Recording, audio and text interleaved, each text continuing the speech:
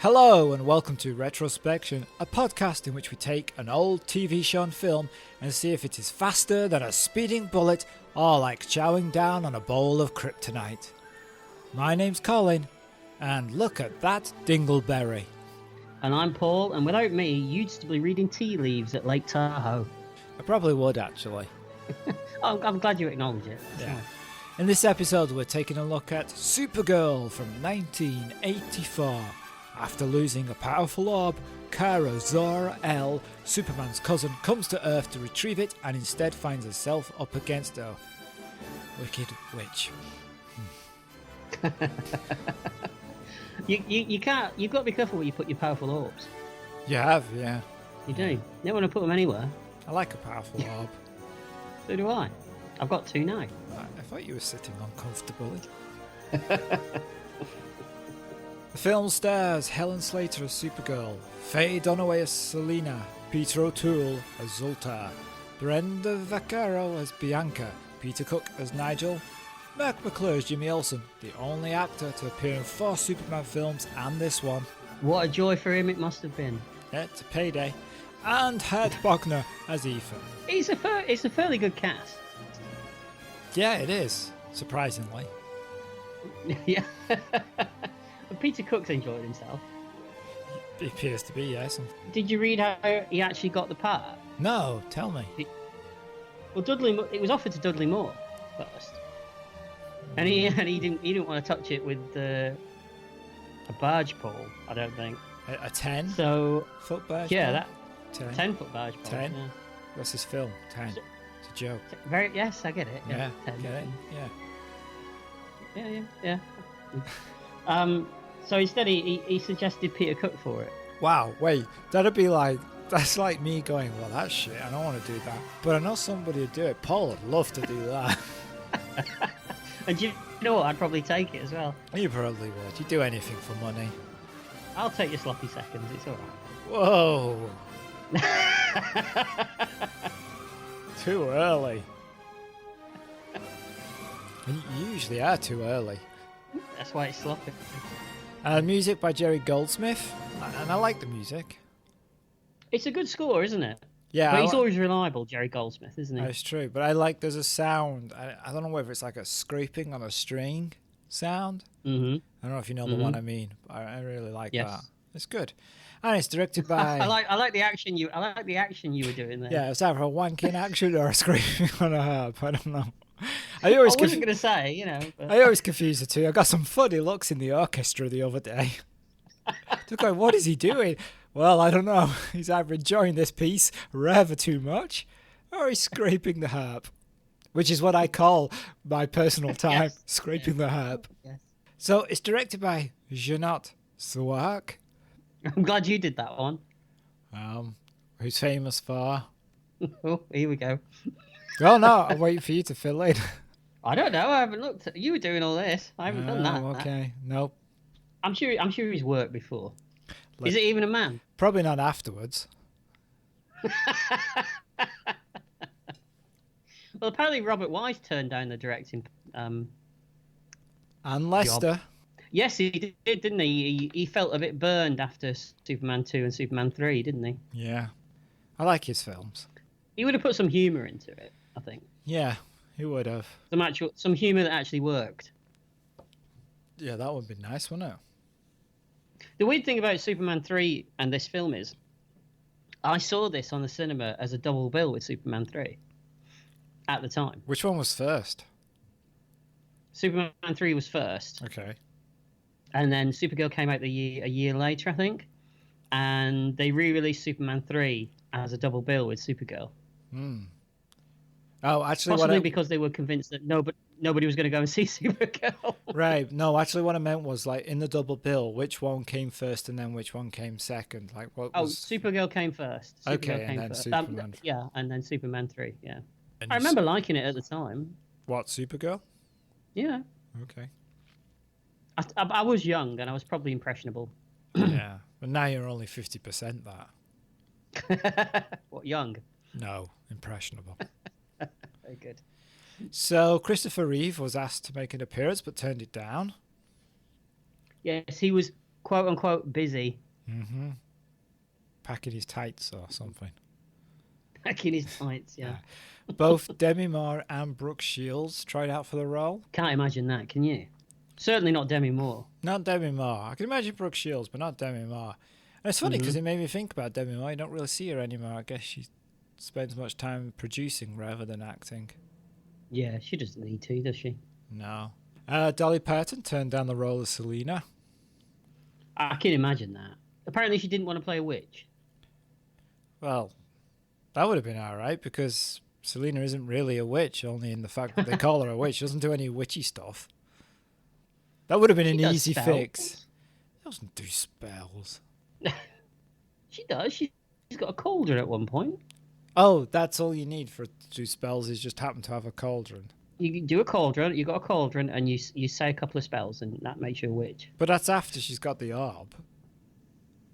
Yeah, well, yeah, it's the orb that powers it, isn't it? So it's the orb doing the work. So it's the not whole point spells. is that she's a bit rubbish at it, isn't she? I mean, isn't Dudley Moore? Not Dudley Moore. Peter Cook. He's a warlock, isn't he? Oh, that's not a very nice thing to say about him. He's okay. Yes, he's a warlock. I've got nothing but respect for Peter Cook, especially after this film. Yeah. So do you have any more info? John Travolta declined the role of Ethan as well. John Travolta? Yeah, they offered it to John Travolta and he went, no, thank you. Wow, you know you're in trouble when John Travolta turned you down. He was probably hot, though, in 1985, wasn't he? Yeah, maybe. Yeah. The budget for this film was 35 million, but domestically in the US, it made 14 million back. Ooh. If you put that into some kind of a context, Superman 4 made 15 million in the US. So Supergirl is actually the worst performing Superman-based movie of the time. Oh. Which isn't good, is it? No. I mean, have you seen Superman 4? Quest for Peace. That's the one, yeah. I saw when they ran out of money, right? When they were making it. Yes, it was a Canon movie. Ah, okay. Good old Canon. We haven't watched a Canon movie in a while, have we? No, we should do one. Just for old time's sake. We did go through a phase of every film that we did was a Canon movie. Yeah, you did. I still do. I've got lots of them. Wow. Anything else? Warner Brothers originally decided not to release it, and TriStar then picked it up and heavily recut it. Oh, interesting. The trailer actually says it's made by Thorn EMI. Yeah, weren't they? Isn't Thorn EMI they're a British subsidiary of something, aren't they? Yeah, because they don't exist anymore. British subsidiary of something. Of something. Okay. About as in depth as we get, isn't it? Personally, I'm surprised you went even that far. Oh, I do some research, not a lot, but okay. I do some. The film was shot at Pinewood for the most part. Yeah, and it's considered a British film. It is, which is an interesting. It's a conversation in itself of what's a British film and what's not, because the Superman films are British too.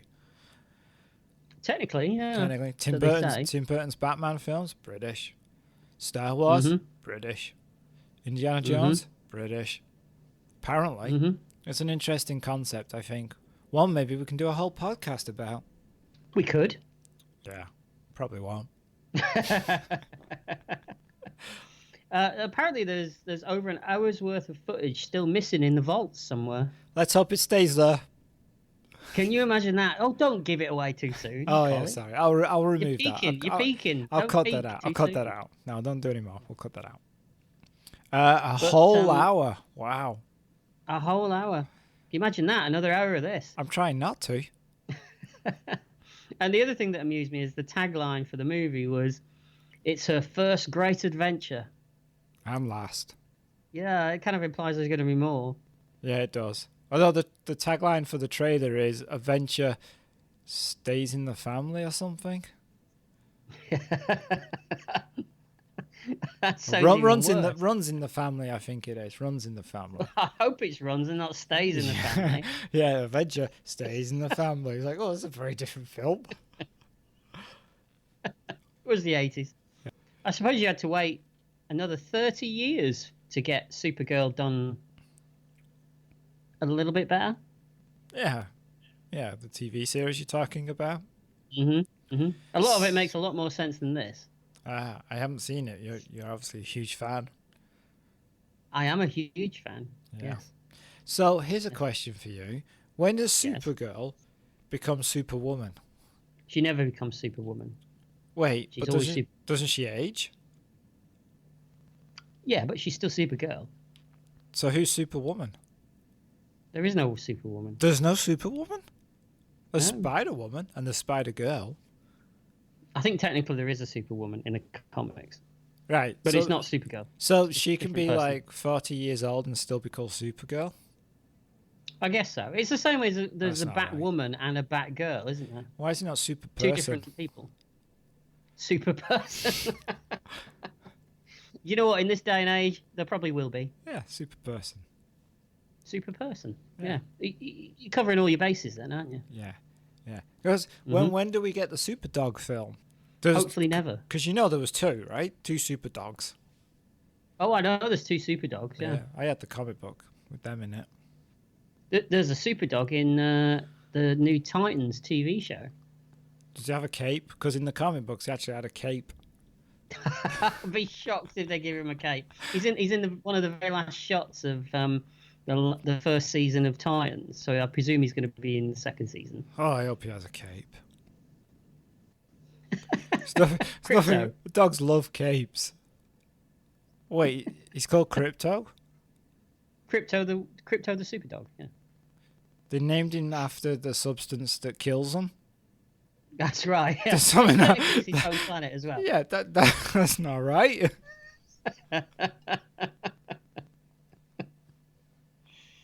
I suppose, yeah. But no, it's Crypto the super dog. Crypto the Super Dog. He wears a little collar with a little S that hangs down on his chest. For some reason, I thought you were going to say G-string. For some, That's a whole different thing. yeah, he wears a dog collar. A religious one. Religious. Oh right, Yeah. okay. Reverend Super Dog. Oh, now you're making it all religious now. Yeah, sorry about that. All right, so back to this. Do you have any more information, or shall we go for the trailer? Oh, let's listen to the trailer. Here it is.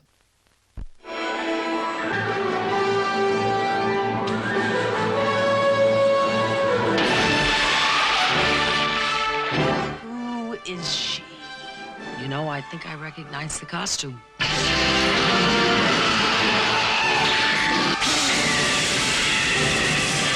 The question remains, just who on earth are you? On Earth, I'm Lee. Linda Lee.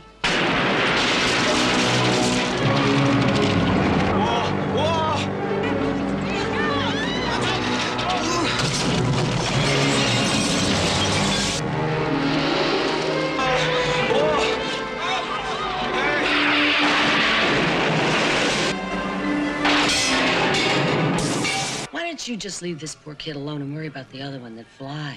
Because nobody gets in my way.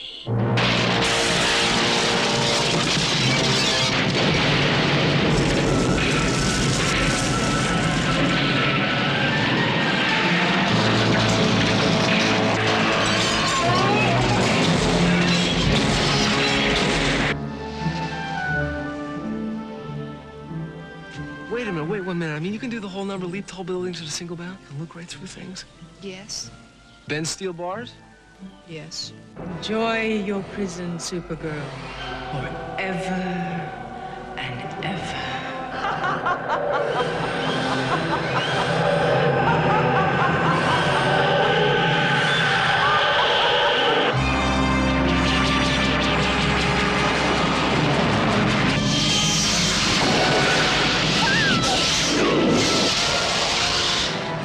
Power of Shadow!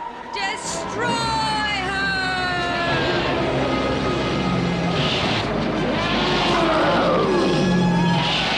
Alexander Solkine presents the action-packed adventures of a dazzling new superhero, starring Peter O'Toole, I must be sent to the Phantom Zone. Faye Dunaway, Mia Farrow, Venus?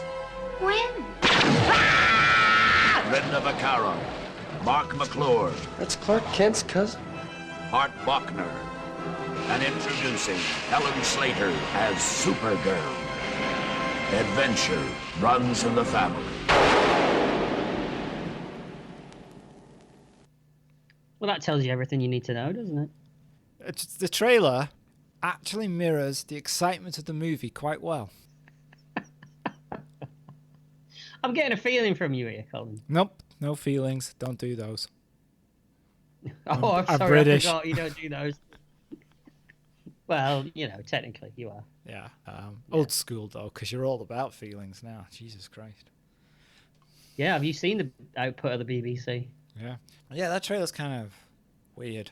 I'm not being funny, but what could they have done Yeah, that's true. with what they had, That's true. All right, shall we go for it? Yeah, so we get the opening credits, which apparently cost $1 million to make. I like them. They are, and they work really well with the music, don't they? Yeah, the music's great, and I like the neon kind of reddish cloud and the actual font. You're a big fan of fonts. Oh yeah, I love a good font. We're back to Reverend Superdog again. Yes. I've heard that about you. Yeah. No, I think the music as well, it kind of feels like a cousin to the John Williams score, which is ironic, really, considering that she is Superman's cousin. Oh yeah. Nice. I like that. Yes, I can see that. I did notice in the credits, though, when a certain person's name came up, Derek Meddins. Oh, yes. Good old Derek with his model work. I think the model work is fine. It's the flying sequences that are a little dodgy, but I don't think they're anything to do with him. Some of the flying sequences depends. I think the wire work stuff's very good. I think the back projected blue screen stuff's a bit dodgy. But yeah, the only problem with the wire work is you can see the wires. You can see the wires in Blu-ray, yes. I don't think they were ever designed to be shown in such high definition, Colin. I don't think it was designed to be shown ever again. Just the once. Just the once, yeah. So we zoom into the crystalline city of Argo, which is it's an amazing-looking place. It's kind of a combination of model work and matte painting. And I think it works. Yeah, it looks big. It's nice. Mm-hmm. Yeah, I like the You size. can't fault the sets in this movie. They are huge. No. Although when it actually zooms in and starts showing people sitting at tables, it does look like a Swedish cafe. Yes, it does a bit. I Yeah. kept waiting for people to order meatballs. Oh, it's a bars of meatballs. Meatball. That was Oh, Swedish. that's just racist. Is that Swedish? That's Yes. just racist, Colin. Yeah. So the exterior is kind of a cross between. Not the exterior. So the interior is a cross between organic crystal and sort of a honeycomb mixed with 60s, 70s sort of decor, isn't it? Yes, I'll go It's with very that. psychedelic looking. Yeah, it's good. So we see Kara Zor-El, who's wandering around saying hello to everyone. Yeah, and the other people are like, why is she saying hello to us? Because she's so wide-eyed and Friendly. carefree and wonderstruck, isn't she? Yeah. Oh, you don't like him like that, do you? I forgot. No. So she catches up with Zoltar, who's using his magic wand to grow an approximation of a tree. I beg your pardon? I'll say it again. He's using his magic wand. Oh, don't want to do that. grow. In public. Yes. So what's a tree? She asks. Oh, it's a wonderful thing that grows on Earth. Earth, she says. You mean where my cousin went? So that's her first mention of Superman. Yeah, but see, she didn't understand it because you pronounced it Earth and you should have pronounced it Earth. Oof. Yes. Oh, Flash Gordon. Flash Gordon there. See previous podcast. Yes, episode 50, I do believe. So rather theatrically, Zoltar tells her that one day he might go to Earth himself, using a big spaceship thingy called the binary ship. Yeah. Not to be confused with the binary shit, Oh, which no. is something completely different. Yeah. You don't- Sweet you don't poop want ones and zeros. Binary joke, Paul. That's the kind of classy podcast we are. It is, yeah. Binary joke. You either laugh or you don't. Ones and zeros.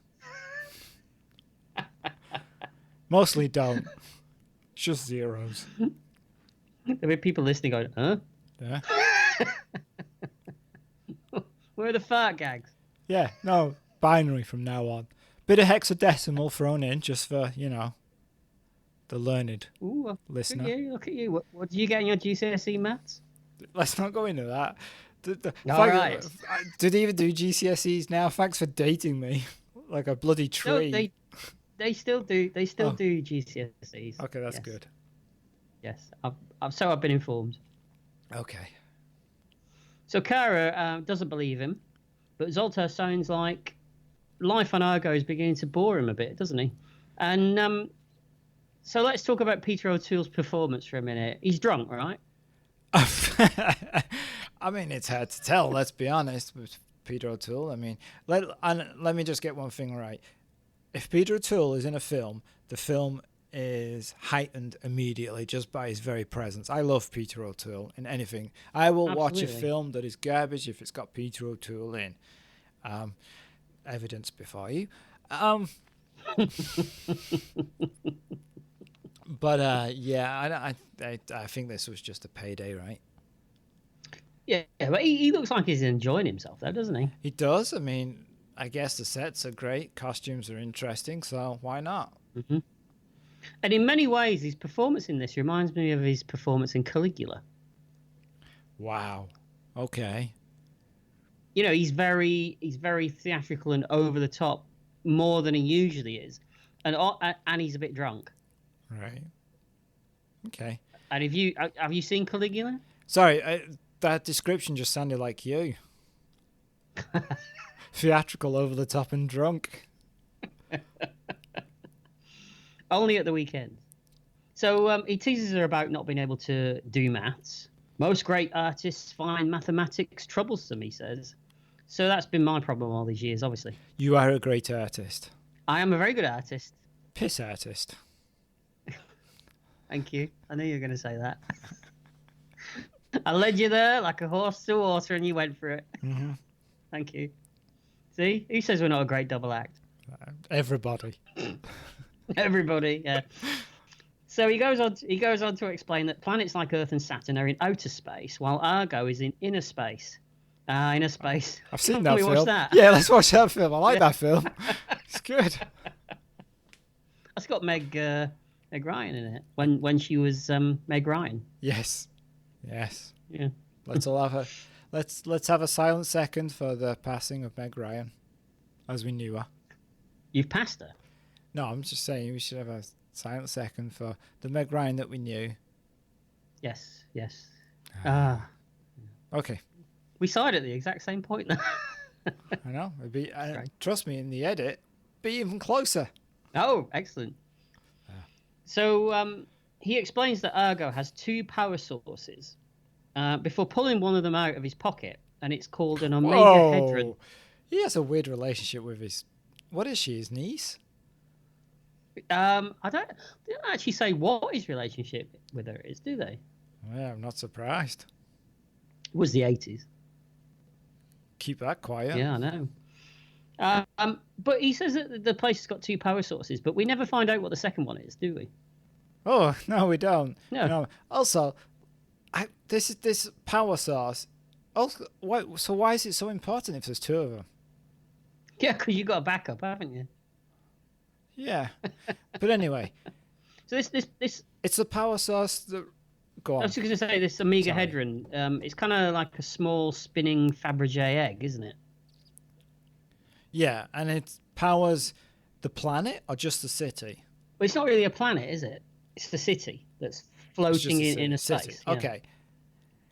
It seems rather easy to take the only power source that runs the entire city. Yeah, like it's just laying around. Yeah, I mean, it's easier to take this power source from the city of Argo than it is to take a small miniature pen from Argus. That is true. And I don't get that. Well, they never have any. No, so I just don't understand why he just takes it. Why would you even take it? What's the motive for that? Because he uses it to use the power to make his little trees and stuff. Well, he does. He uses it in a minute, doesn't he? That's just ridiculous. Yeah. All right. Should be arrested on many charges. Hey, I'll tell you something. Mm-hmm. Before you steal a power source, you want to make sure you get the full HP first. The full HP? Yeah. What's that? Sauce? HP Oh. source. Got it. Yeah. I'm sorry. Oh, what a lame dad joke that was. It came to me in the bathroom. Yeah, you should have kept it there. Well, many things do. Yeah. So. That was free, that one. You can use that one. Oh, well, I'll store it away for future.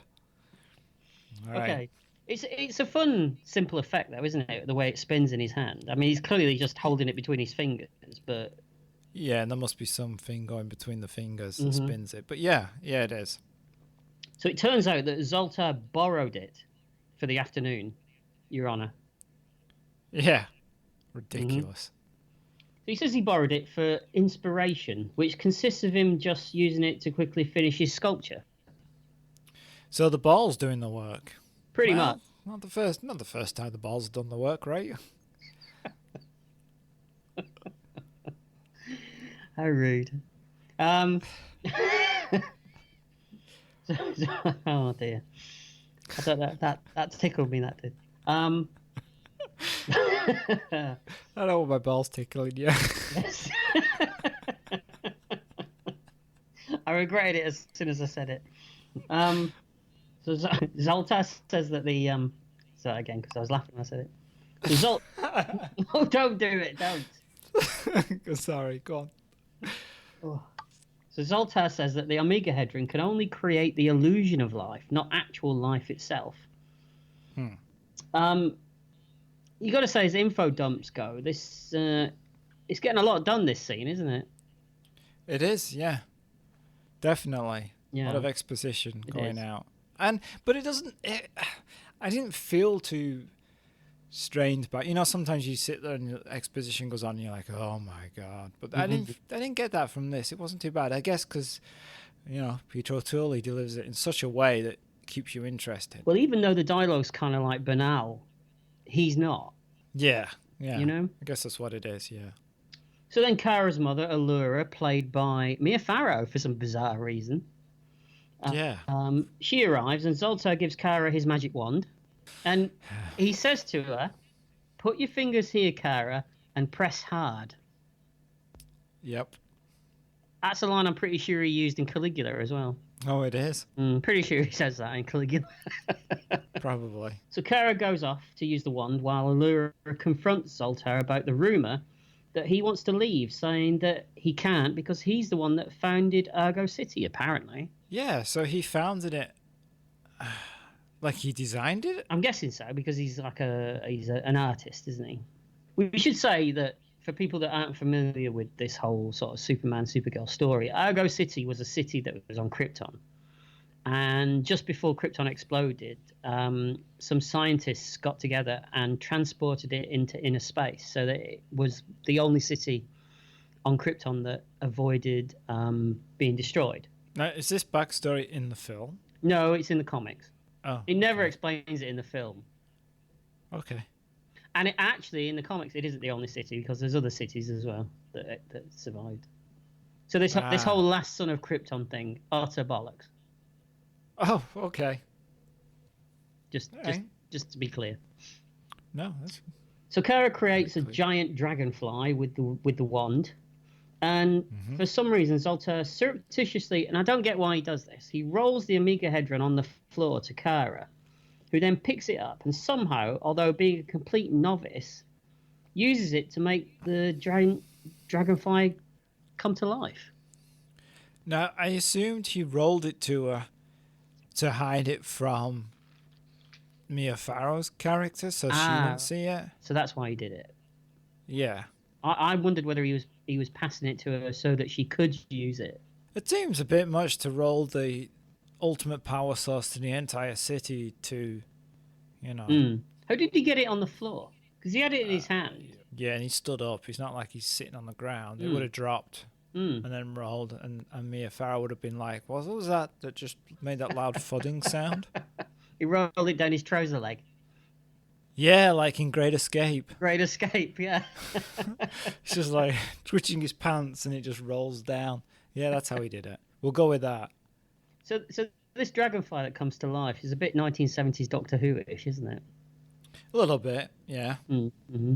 So it flies around before smashing through Argo's protective cling film layer. Yeah, this layer seems very weak that a big insect can fly through it. It's like it's almost made of paper. And if Zoltar designed it, then he's a bit rubbish. Slapdash. Yeah, a bit slapdash. Yeah. I've had workers like that in the kitchen. He's a bit of a cowboy, isn't he? A little bit, yeah. So it creates a vacuum and it starts to suck out everything in Argo, including the Omega Hedron, which then flies out into inner space. Yeah.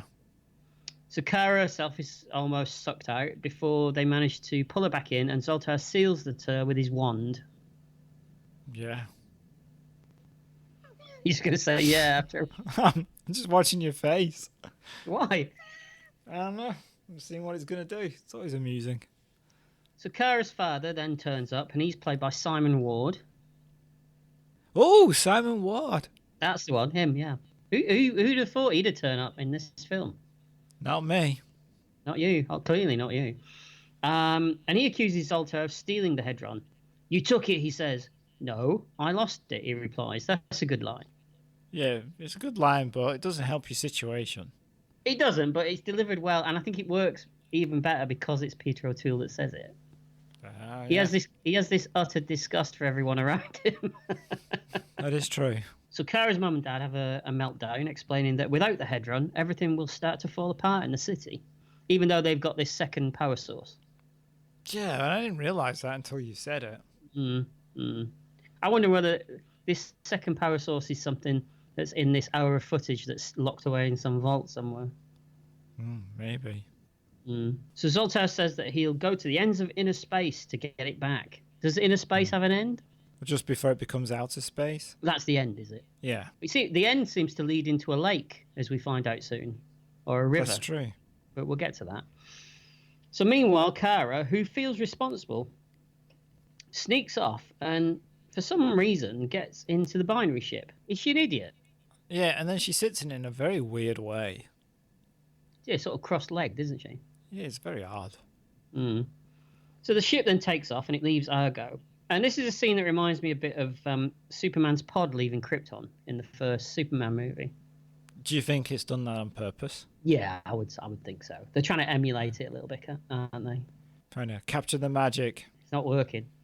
No. She'll be killed, says Mum and Dad. But Zoltar explains that she'll be safe in the binary warp or some such gobbledygook. Does he actually say that? He may as well do, because I haven't got a clue what he's talking about, have you? Okay. Nope. And I'm fully into this stuff, but made no sense to me. Okay. Zoltar then says that he will agree to be sent to the Phantom Zone as punishment. Seems a little harsh. Yeah, I mean, he's not playing it right, is he? I mean, this is Also, me and you. We'd back out of it like anybody's business, wouldn't we? Well, not only that, but surely he should be the one to do something to fix it. And not just say, oh, go on then, ship me off. Yeah, it's almost like David Cameron leaving after Brexit. It is, isn't it? It's like, whoops, I created this mistake. I've messed up. Bye. And he's getting off lightly because he knows that city's going to start falling apart. So he gets them to send him to the Phantom Zone. Yeah. What a canny old fox. Thank you. I'm glad you said. I wondered what you were going to say then.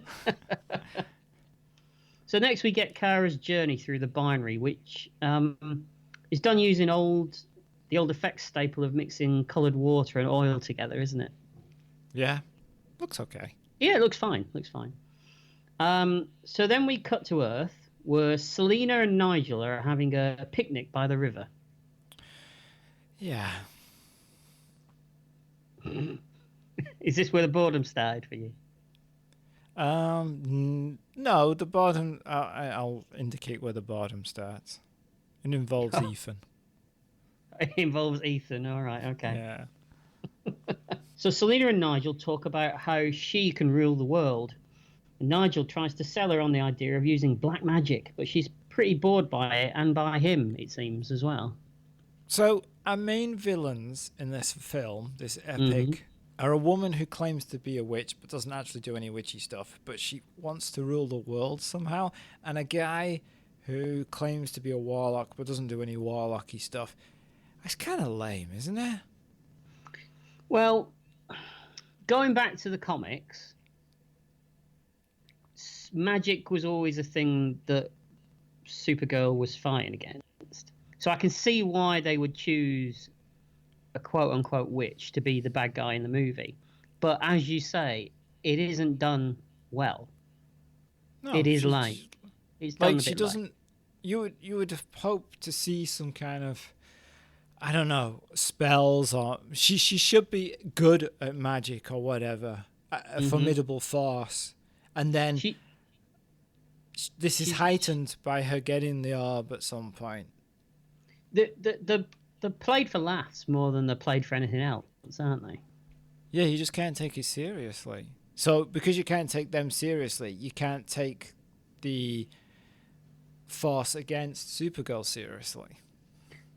I think what they're trying to do is they're trying to emulate Gene Hackman in Superman, whereas he was played for laughs as well. But I think the problem is that you're not dealing with Gene Hackman here. Right. Gene Hackman, it worked with Gene Hackman because even though he played everything for laughs, there was still kind of an undercurrent of nastiness to Gene Hackman, isn't there? What was Gene Hackman in the first film then? Gene Hackman in the first film is more of a deadbeat loser, second-rate thug, really, who happens to be a genius. But he is a genius. He is a genius, yes, but he's also, no one really takes him that seriously, I don't think. Okay, but these characters, they're not geniuses. They're not good at what they do. No, they don't achieve anything. Faye Dunaway is no Gene Hackman. I can't say anything about her performance. It's not a bad performance. It's just the character, the way it's written. It is, yeah. It's not her fault. No, she does her best with what she's got, I think. Yeah, and so does Peter Cook. Yeah, I don't blame the actors for this. I just blame the writing. Yeah. It's very lazy in places, this film. Yeah. So suddenly the Hedron falls out of the sky and lands with a plop into the bowl of custard. That's convenient. It is. So she picks it up and somehow she seems to be able to use it straight away. Ah. That'll because be that she's a witchiness. Yeah. It will. That's it, yeah. Yeah. So Selena tells Nigel that she's outgrown him and then she jumps into the car. "You can't run out on me," says Nigel. "I've got the keys." Do you think she'd been a witch? She could just start the car without keys. You would think so, but she doesn't need them anyway, as just holding the Hedron over the ignition turns on the car and the radio.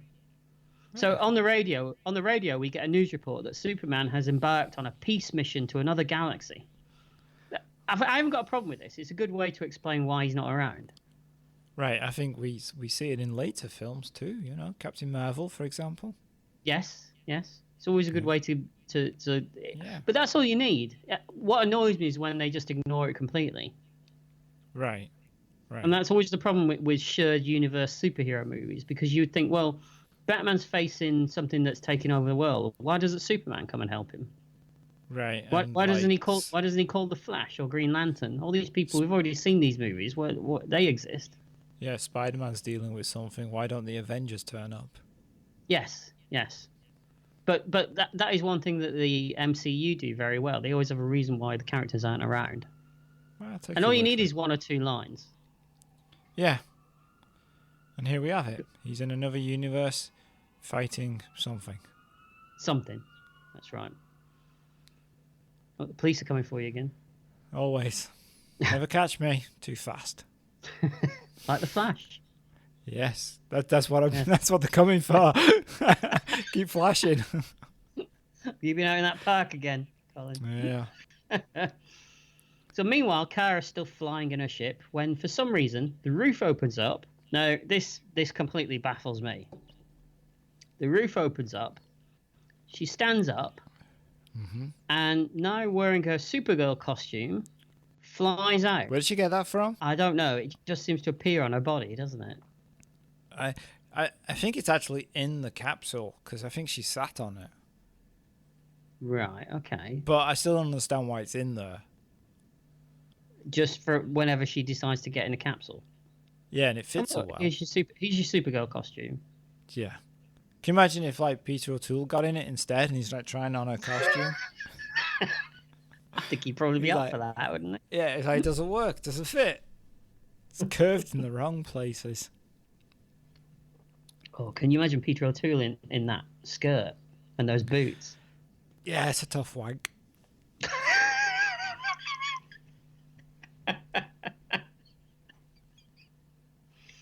Is it your ambition, Colin, to mention the word wank in every podcast now? Because I think that's the third time in as many episodes that you've said it. Yeah. I'll probably cut that out, even though it's funny. Retrospection, all about the wank. Could be our new tagline. So she emerges from the capsule and then flies out of a Like a river. butterfly from the cocoon. Like a butterfly, yeah. And flies out of the river on Earth. Yeah, on a wire. Well, she's not on a wire. Because apparently this effect of her coming out of the lake was done by simply pasting a life-size picture of her onto a wooden board and then pulling it out of some water. But there's clearly a wire. I've seen it. It's in the trailer. Yeah, the wire's There's a big wire. attached to the board. Oh, well, it's behind her. If you actually pause it or slow it down and look at it, you can see you that have it's in many. yes, Yeah. it's Yeah, actually when- 2D. Oh, okay. It's a 2D photograph of her stuck to a board that they've just pulled out of some water. Do you like it? What, the effect? Well, I mean, it's Yeah. clever. It's a practical effect that's done with a bit of thought behind it, I suppose. Yeah, imagination. Why how she's flying out of the lake, I don't get. So She's Supergirl. So she's gone from inner space to outer space. Well, the capsule landed in the lake, like the orb. But it doesn't. She flies out of the capsule and then flies out of the lake. The capsule's still in inner space, and then she flies out of the lake into outer space, which is where Earth is. Maybe there's a bending of inner space and outer space. A bending. Yeah. All right. That's a technical term. We'll go with the bending. We always do. Yes. So she lands on the riverbank in full Supergirl outfit, where she marvels at the world, her newfound powers of flight, super strength, and heat vision. She crushes a rock, and she uses her heat vision to make a flower grow in her hand. It's nice. Mm-hmm. Less destructive. Yes. The flying sequence around the lake, I thought it was excellently done. I thought the wire work was outstanding. And you say you can see the wires. Yes, okay. But it's still... Back then, there was no way that you could hide the wires. You just had to make them ultra thin and just hope for the best, didn't you? But I think they're done better in the Superman films. It's the same technique. You can see the wires in some of the Superman films. Really? Okay, well, maybe my memory is being, biased to the Superman films there. Mm. Oh, don't get me wrong. I love Superman the movie. It's my favourite comic book movie. But yeah, I thought this was very well done. And I do like how she plays it. Like she's completely wonderstruck by the world and all these abilities that she's got. Right. I like the little touch of the water as she flies over the lake as well. Yes. With her hand. Yes. I thought that was a nice Yes. touch. So she takes off, full flight across the countryside. And this is where it doesn't look as good because it's using the same front and back projection techniques that they used in Superman. And Right. yes, they don't look as good as they do in Superman. But then again, I don't think the effects in Superman, if you really honestly look at it now, they don't look great. Okay. But again, we get to hear the score again, don't we, as she's flying. Yes, and it's a good score, so... And a lot of Superman films since then do exactly the same moment. Man of Steel does it as well. They have a moment where he's flying for the first time to a big rousing score. It's hard to, All these Superman films, they get confusing. Is it in Superman Returns as well? There's a Superman Returns as well. Yeah. But it's in that as well, right? This kind of. Yeah, every Superman movie kind of does it. Yeah. Okay. Mm-hmm. So Nigel notices her as she flies past. He looks up and sees Supergirl fly overhead. He does, yeah. So she flies by some horses, scaring the shit out of them. Scaring horses is usually your hobby. Not anymore. A time when you was done for rustling. Cal rustling. Yeah, running after them wearing paper bags. Not anymore, like I said. So finally she lands, and as the sun sets, she stares off into the distance. And she stands there in classic hands on hips Superman pose, doesn't she? She does. And it's quite a beautiful shot, I think. Steady. It's a beautiful shot. Oh, okay. With the sun going down in the distance. And yeah, going down on Supergirl. Yeah. That's right, yeah. But Okay. it gets worse later on, trust me. Oh, God, no. So, so Selina returns to her hideout at a disused theme park, and she meets her partner stroke servant, Bianca, who's kind of like the Otis, isn't she, in this movie? You know, Otis was Lex's comedy assistant in Superman, played by Ned Beatty. Yes. Yes. Mm-hmm. Yes, totally. So Bianca's stressing about bills when Selina explains that all their problems are now solved, and she puts the Hedron inside a metal container shaped like a dragon. So Supergirl flies to the city, and her wristband starts to glow. A Fitbit tracker goes off. It does look like a Fitbit tracker, doesn't it? Yeah, she's like, oh, I've done 6,000 miles. So we get a strange moment in the film here, don't we, where she lands in the street, and two truckers pull up, and they can't believe their luck, can they? By the way, when she lands in the street and you've got all the neon, the wet reflections, it actually looks pretty good. It does. It looks excellent. Yeah. So one of the truckers is actually played by Max Headroom himself, isn't he? Matt Fruiter. Yes, he is. Yeah. Mm-hmm. So they can't believe their luck. They're going to rape her, right? Aren't they? Basically. Yeah, it's a weird moment in the film. It is, and you know, the good old days in the 80s when it was okay to trivialize and make fun of rape in a movie, eh? Yeah. I mean, just to be clear, that isn't me saying that it was okay. That was me being sarcastic. Yeah, it's an uncomfortable moment in the film, and they're also so dumb because at what point do they realize that they're in trouble? Like she uses lasers. I know. And then they continue like, oh, they pull out a knife. At some point, one of them should go, hold on a minute.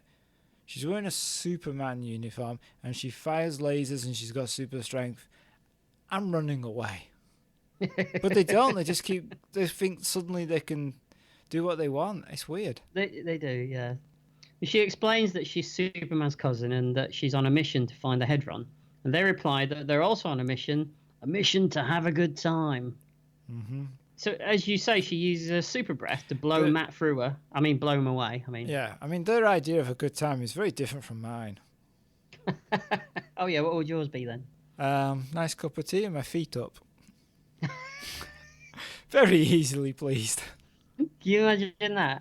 Supergirl, you're coming with me. We're going to have a really good time. Bit of cake, you know, bit of pot of tea.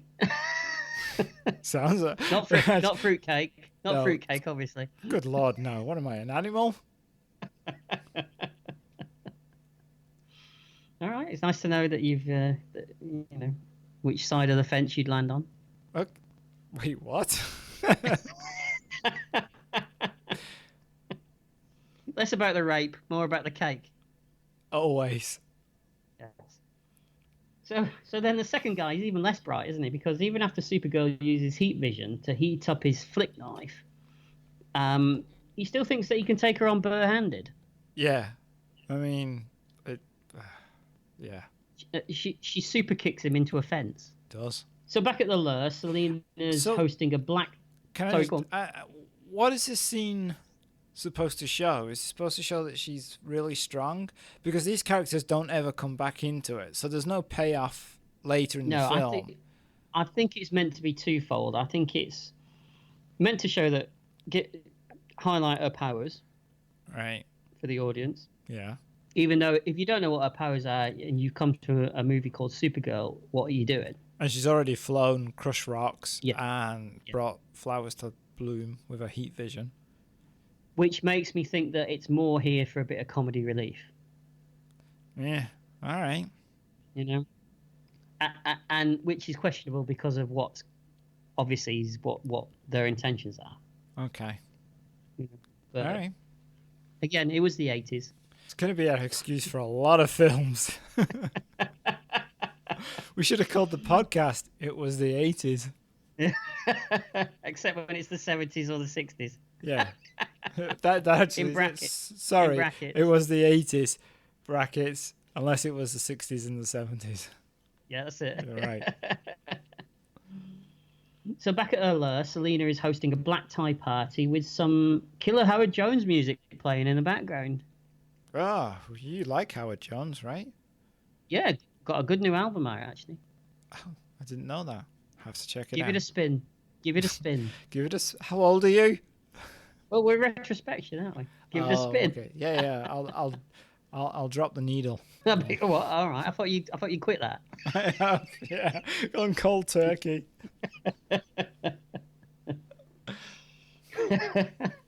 So Selena sits on a throne watching the room while Nigel sits at her feet. He's desperate to get his hands on her magic balls. Wait, are you sure that's the right? Oh, okay.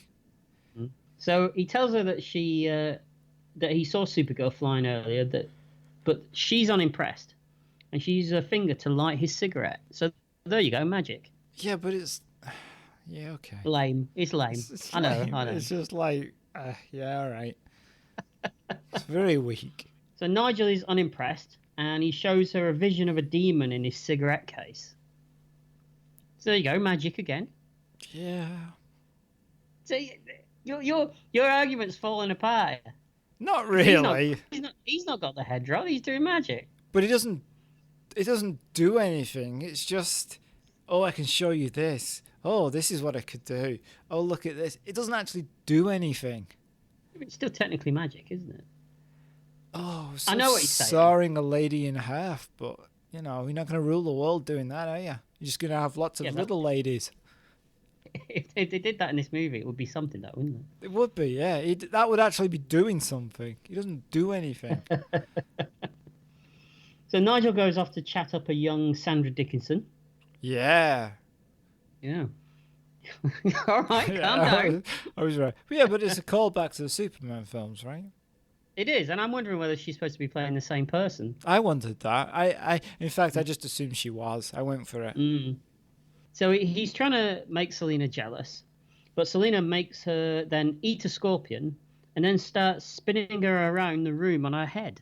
Yeah, you've been to parties like that. I'm always spinning around on my head. Oh, you're always also eating scorpions. I was a break dancer in my time. What did you break? An arm? A leg?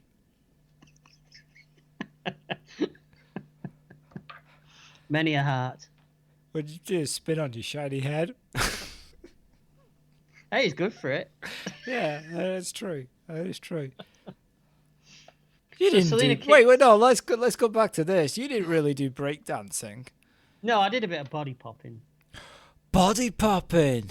Mm. Really? I did not know this. I was into things like electric boogaloo and all that sort of stuff. Oh, well, this is something I'm going to have to see when I come over. I can't do it now. Why not? Because I'm 45. All right, so we're going to put some music on, and you're going to body pop for... You're going to buy me dinner?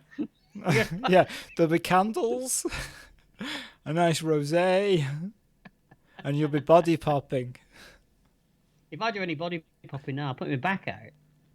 That'll be the only part of me that pops. Oh, yeah? Still worth seeing. All right, okay. Maybe we should do it towards the end of your visit, and then it doesn't matter if I'm in bed for the rest of it. Right, yeah, that sounds good. All right, that's a plan. Right, okay. You didn't know that about me. I used to do a bit of body popping. No, nobody knows that about you. Probably not. No. That's a well-kept secret. Used to body pop in my bedroom. Right. In your bedroom, alone, between the tears.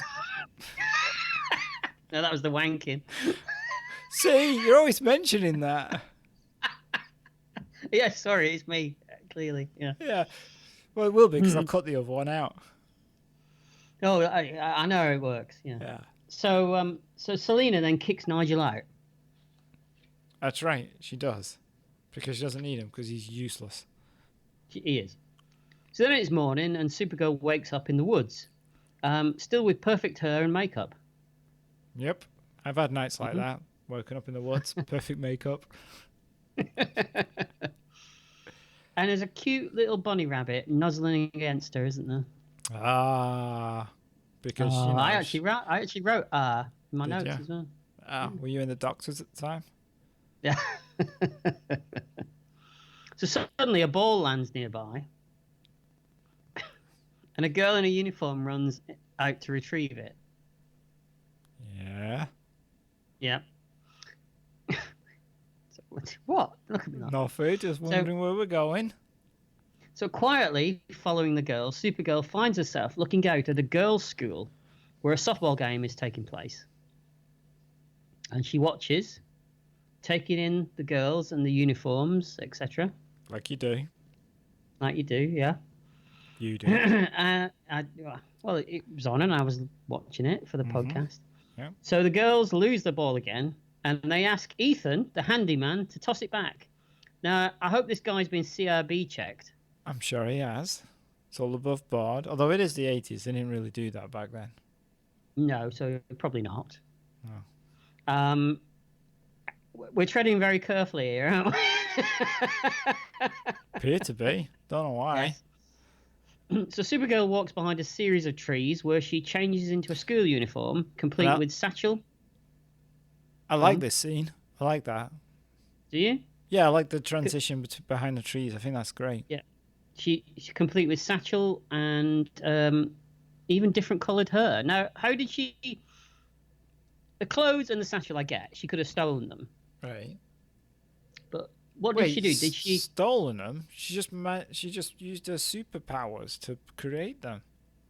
What? Wait, you think Superman has like his jacket and tie and stuff down his cape, stuffed in his like tighty whities? No, but he's got his Superman suit on underneath his Clark Kent clothing. So he leaves his Clark Kent clothing in the telephone box, and then has to go back and get it afterwards. No, it disappears. That doesn't make any sense. So, but the idea that he has his clothes and has to go back and get it does make sense.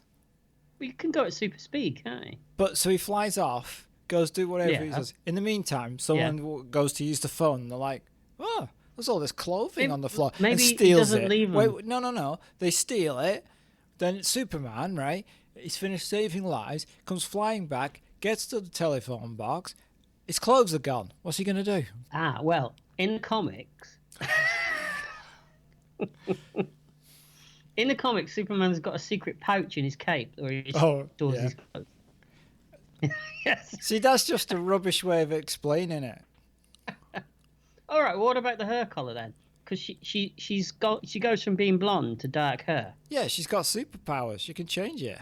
I'm not buying it. So you buy the fact she flies, she crushes rocks, she's got heat lasers, there's a forbidden zone, there's an ball that controls the city, but you have a problem with the fact that she can create her colour.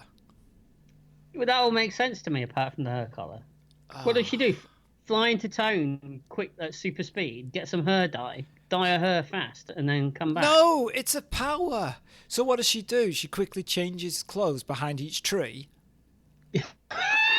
That's what I always thought she does. But she just I thought that's what Superman does. It doesn't pause and stop, and then she's behind a tree for 5 minutes, and then the next tree she's like hopping while she's trying to get her panties on. She can do it. That would be funny though. She can do it at super speed. But, that's what I always presumed was happening here. So at super speed, then she dyes her hair. Guess so. I don't understand how it works. It doesn't make any sense. Is what I'm trying to say. But it doesn't make any. It doesn't sense. make any sense. There is no way that he's got clothing hidden in his cape. That's just stupid. Why can't 70 if you years can have worth powers, of comics there. all these powers? Why can't he have powers just to create an illusion of clothing? I don't know. It just doesn't seem sensible to me. Well, I'm glad we found the point where you just go, no, that doesn't make sense. Everything else is fine. You know, witches and warlocks, power orbs, forbidden zones. It's got to make sense. Got to make sense, doesn't it? All that stuff makes sense. Okay, all right. Well, she changes into a school uniform and she's got dark hair. Yeah.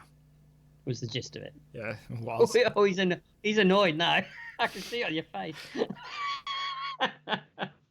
Are you not going to let this lie? I know you're not. So entering the school, she ends up in the principal's office. And this actor's doing the comedy principal routine, isn't he? He's a bit absent-minded and... Yes. So she tells him that her name is Linda Lee, which she kind of Kaiser Soze's from all the posters around her, doesn't she? She does indeed, yes. So suddenly Nigel enters, and he demands to speak to the principal, saying that the kids have nailed his drawers shut. So, what is this, Centrinians? It appears to be. That would be a good film if you combine the two. Supergirl versus Centrinians. Yeah. That would be good, wouldn't it? My money's on Centrinians. Yeah, so is mine, especially this one. So Nigel's a teacher at this school. That's convenient, isn't it? Yes, it is. Yes. So Principal Danvers goes off to help Nigel, leaving Kara alone in the office. And she quickly types up her letter of recommendation from Clark Kent and puts it in his filing cabinet at super speed. How does she know how all this works? She's new to this planet. Yeah. Well... You know, did you have a problem with this? I mean, you know. Oh, here we go. Yes, I did. Yeah. Oh, okay. Because how would she know how would she even know what a typewriter is?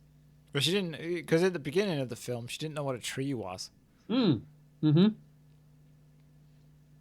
Maybe she's there's an even bigger instance of this later on in the film. She's just a really quick learner. I guess so. Super speed. Yeah.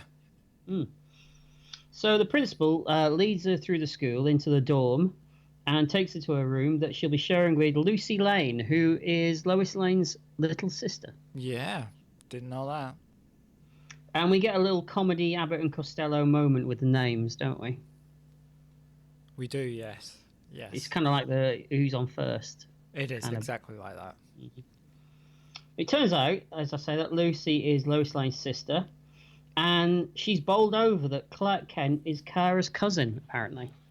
Because she's got a thing for Clark. She seems to, yeah. So Kara is suddenly mesmerised by a publicity still of Superman on Lucy's wall. Right. That's true. And did you hear that we get a little burst of John Williams' Superman theme here as well? Just a smidgen. Just a smidgen, yeah. That's all you need. Just a tip. Move on. Don't roll your eyes at me. Don't. I actually wrote that one down. Did you? I did, yeah. That wasn't off the cuff. Wasn't worth the ink. I've been told that, yeah. Yeah, you have. So later, Nigel is teaching a computer class. He's a computer teacher, apparently. That's right. He's an IT teacher. Yes. Yeah. So outside, Selena and Bianca are driving as a school bus halts them, kind of holds them up in the street, doesn't it? And Selena reveals that her plan for world domination is to make the world love her. Yeah. What is this, 60s Trek? Yeah. It's not even that. It's not, is it? So Bianca notices a now bare-chested Ethan sawing off a tree branch. Why is he got his top off? The man's working at a school. It's hot work, though. But he's working at a school.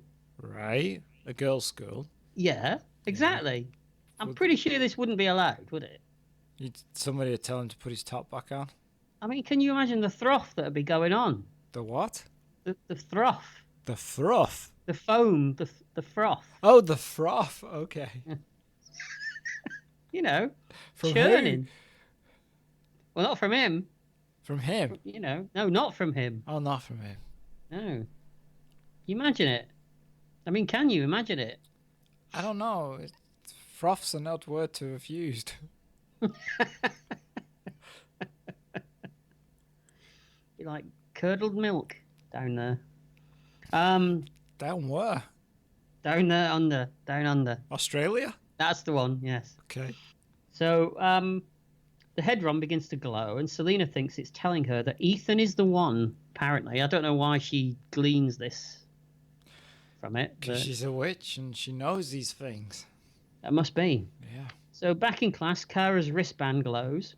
Yeah. And she uses her X-ray vision to look outside, and she sees the car driving away. And she puts 2 and 2 together. Yep. So she's about to go after it when Nigel reprimands her, and he tries to humiliate her with some maths question, doesn't he? Yeah, been there. But she humiliates him by knowing the answer. I thought that she couldn't do maths.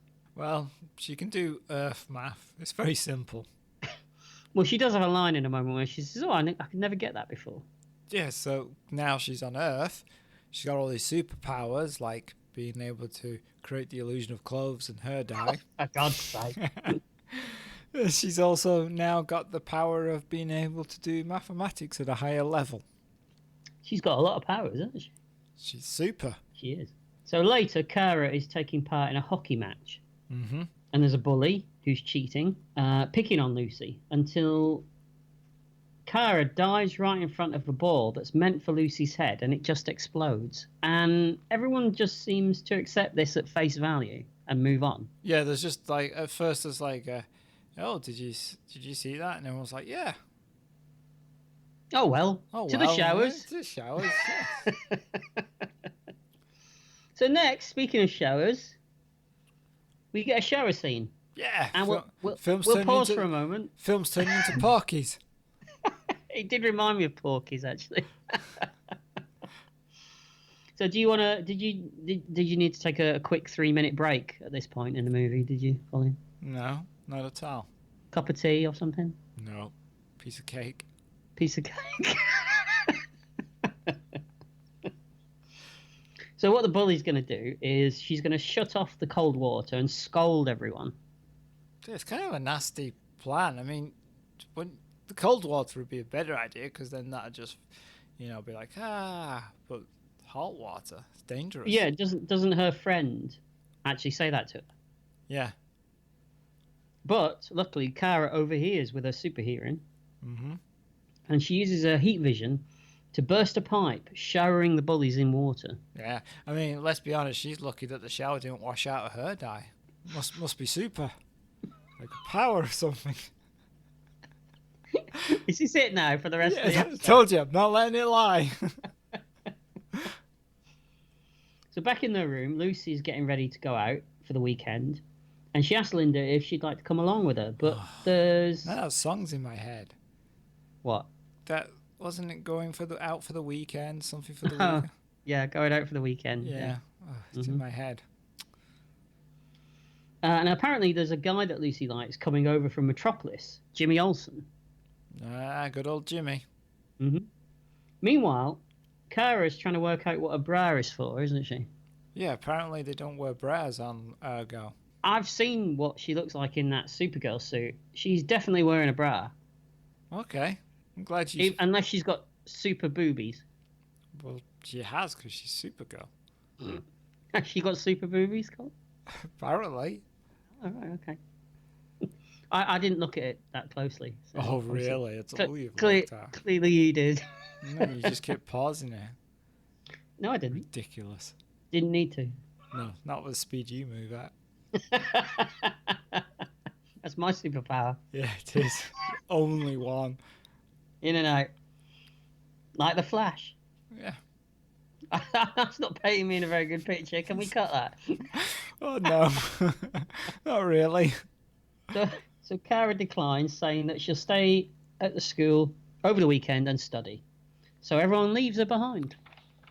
Yeah. It's like said Trinians. It is. So that night, Supergirl takes flight again, looking for the Hedron. And night turns to morning, and she's still no luck. She's not found anything yet. Meanwhile, back at the Lure, Selena is putting together a witch's love potion. I can picture you rolling your eyes as you're watching it. Yeah. So whoever drinks it will fall in love with the first person that they see, as long as the spider is still shut in the nutshell. It's very Shakespearean. It is. It is. And or if one day goes by, apparently as well. Yeah. It's rudimentary, witchcraft. Oh, is it? It is. You're an expert on witchcraft now. I've done some reading. Oh, okay. I'm glad about that. So Ethan pulls up to the abandoned theme park in his truck to do a job of some manner, and Selena invites him in. So Ethan's a bit of a dope, right? Yeah, he is. And also, I guess he doesn't work for the school. He's someone the school hires. He has a private contracting firm that does trees and stuff. Even more important that he's been CRB checked, I think. Yeah. So she offers him a beer, which she then doctors with the potion. Mm-hmm. And he takes a drink, but nothing seems to happen at first until Ethan suddenly starts to feel, a bit dicey, and he passes out. Well, he would, because it's the middle of the day and he's having a beer while he's working. I mean... That's not the first time this guy's had a beer in the middle of work, is it? Plus, Let's face it. He's going to be handling saws and stuff. Yeah, but come on. All right. I mean, look at him. All right. I mean, I'm not being judgmental or anything, but, I think you are. I'm not. I'm not saying that all contractors drink during the day. Well, let's hope you don't need a contractor to do anything in your house soon. I haven't said anything. I've said I'm not saying that all contractors drink during the day. Okay. So as soon as he wakes up, Selena's plan is to be the first person that he sees. Suddenly, the doorbell rings. If that's the goddamn Jehovah's Witnesses again, says Selena. That did make me laugh. Yeah, good old JW joke. Nice. Yeah. I'm sure we've made one ourselves. Nope, never. Really? I think we have. All right. At the door, it's Nigel in a weird rubber shell suit. Yeah, why? I mean, they comment on about it in the film, but why is that even a thing? I have no idea. Although shell suits were big in the 80s, weren't they? But what's the logic? I just can't... I don't understand if it's in the script or it's something they thought of on the day. Or something that Peter Cook thought of. Because again, it doesn't play off any later in the film or anything. Oh, no, not at all. You get a lot of that, though, don't you? Yeah, apparently. So Ethan then wakes up, his head all dazed, and he wanders off into the ghost train. Why is it suddenly working as well? I don't know. Nothing else seems to be working. The place looks run down. All the ghosts and ghoulies are popping out at him. Oh, his ghoulies are popping out? Yes, that's right. Oh, dear. Are these the orbs from earlier? The glowing orbs. Oh, yes. Okay. So Nigel calls them amateurs and tells them that he can teach them how to use the Hedron properly. But Selena refuses, cursing Nigel with boils. Going back inside, Selena finds Ethan is gone, and she uses her magic mirror to find him, watching him wandering around the streets.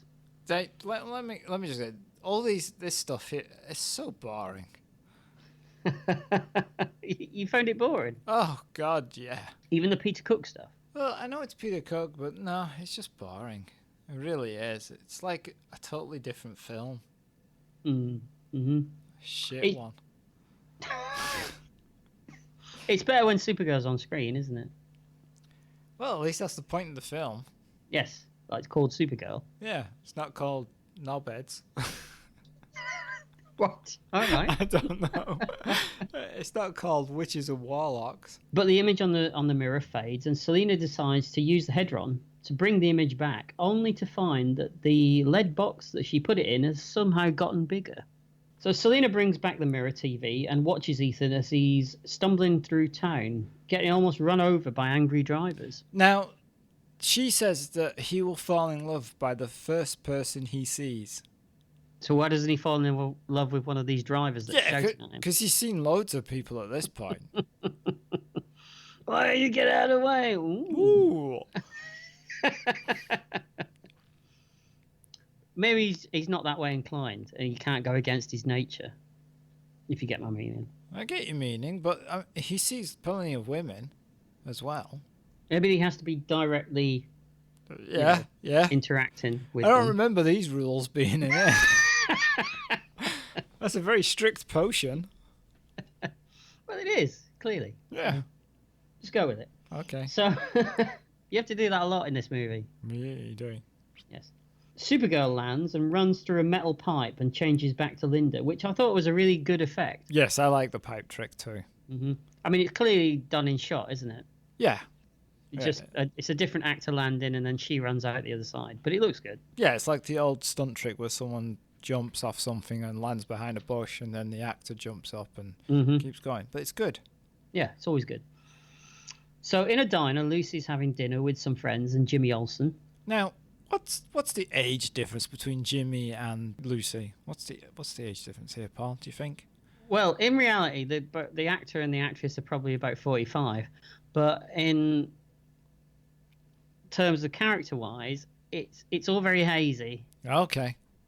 Those Those hazy days. Yes, it gets hazier in a minute as well. Right. So Lucy notices Linda outside and goes out to say hi, inviting her to a party that night. And they suddenly see Ethan almost getting run over. Jimmy comes outside to introduce himself, and she slips up, calling herself Kara for a second. Yeah. But Jimmy's such an idiot that he doesn't really pay that much attention. Even though, yeah. Mm-hmm. Well, it's fair enough, though, because Superman, he's never mentioned he's got a cousin. He's not, so... Balls to you, basically, he says. Yeah. So, gesturing to Ethan, Jimmy just says, oh, he's probably on drugs. Answer to everything. Mm-hmm. I say that about a lot of people. Just say no. That was very 80s, wasn't it? Yeah. Mm-hmm. But Kara's concerned for Ethan's safety. But all Jimmy wants to do is just to go back and eat his dinner. I like it. Yeah. Another role you can play, Colin. Yeah. Good. Easy. We're racking them up in the podcast. That's true, yeah. What was it you said? Another role you'll never play. Yes.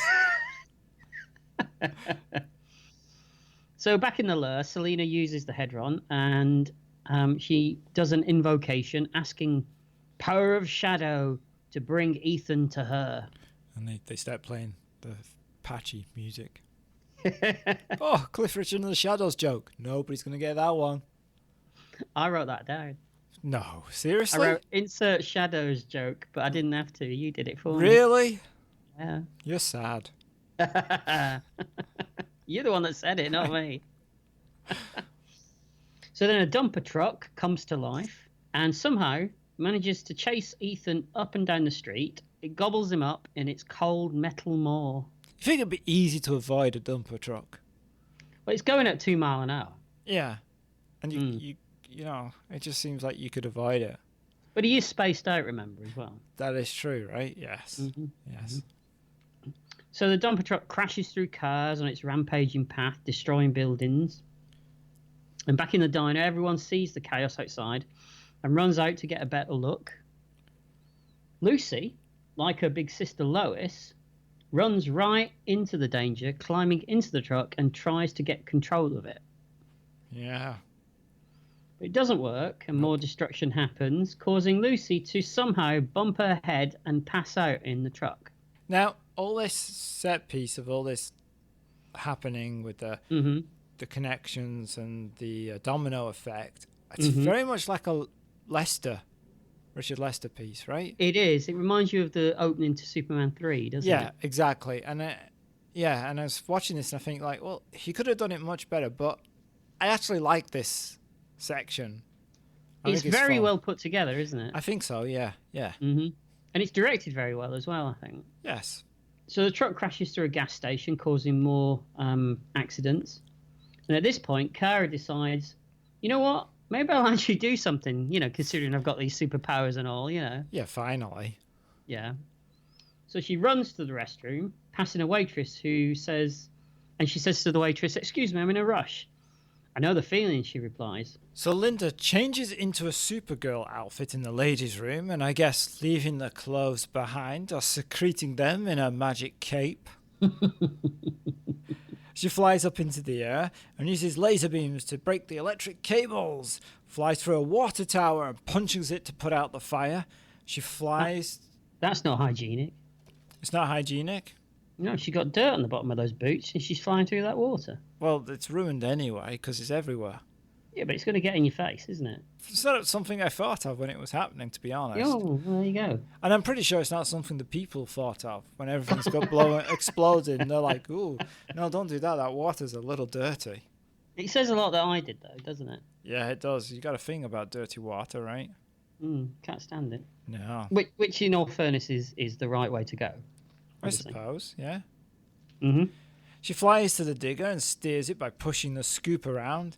Then she separates the scoop and flies away with it. And the digger rolls to a stop, crashing into a building. It's lucky that it rolls to a stop because Supergirl doesn't seem to be too bothered to check on her new friend. She's now more into this new guy. Yeah, she could have stopped it properly, couldn't she? Before she just leaves it. She just buggers off. Yeah. So this town, by the way, where all this happens, do you think it looks like the same set that they used in Superman 2? You know, when General Zod lands in the town? Yeah. With the sheriff? Yeah. It's very similar, doesn't it? To be honest, it looks like the same set that's in one of the Thor films too, but... It does, actually. Yeah. Yeah, it does. Yeah. Wonder where it is. But it looks like America, doesn't it? That's clearly not the UK, was it? Yeah. But I wonder if it is America or whether it's like Spain or somewhere. Yeah, possibly. Possibly. Yeah. You know the Sulcans. Yeah. Yeah. The guy in the trailer pronounces it Soulkind. Soulkind? Yeah. There was nothing kind about those. Nope. Those two, no. So she lands the scoop, opens it up, and Ethan wakes up. And of course he looks at her, and he falls in love. Although she's changed into a schoolgirl outfit at this point. Yeah, now, quick call, Operation U-Tree. There's something going on here. and suddenly this jerk, he knows poetry. That's one hell of a potion, right? So it's the potion that's putting the poetry into his head then? Because I was confused as to why he would suddenly know poetry. Do you think this guy's ever read a poem in his life? Not at all. No. So I assume it's the potion. Right. Okay. It's a weird potion. It's a love potion and English degree potion. It's okay. Focusing. I could have done with one of those. Focusing on the classics. Right. Okay. Meanwhile, Lucy wakes up and Jimmy runs over, helps her out. Love blossoms between them. Possibly. No payoff. No payoff. No, none whatsoever. No. Meanwhile, Selena thinks Nigel put up one of the students to get in her way because they've seen, Linda in a schoolgirl uniform running around. Bianca says she should worry about the one that flies, not the teenager. Selena says she worries about everybody and uses magic to seek out Supergirl and destroy her. With an invisible monster? Yeah. The way you pronounced that then, it sounded like you said monster rather than monster. Like it's a giant cheese. Invisible monster. Yeah. Oh my god, it's going to get us. Damn, it's going to get us. Oh no. Uh-oh.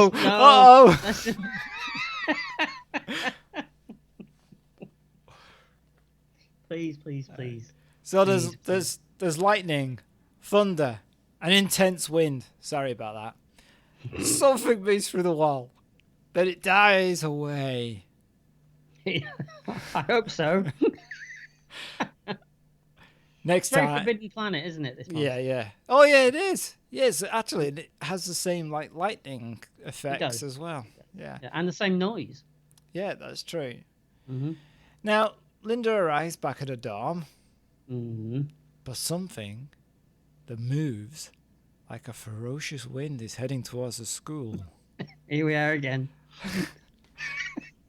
Linda signs in, but outside, ground is being ripped up. Not even mighty oaks can stop this force. Well, you say mighty oaks, but it looks very Derek Meddins to me. So like tiny trees. Tiny little trees. Yeah. So Linda's in her room and she's about to practice kissing a mirror. Remember when you used to a do bit that, weird. Paul? I've never kissed a mirror. No? No. Okay.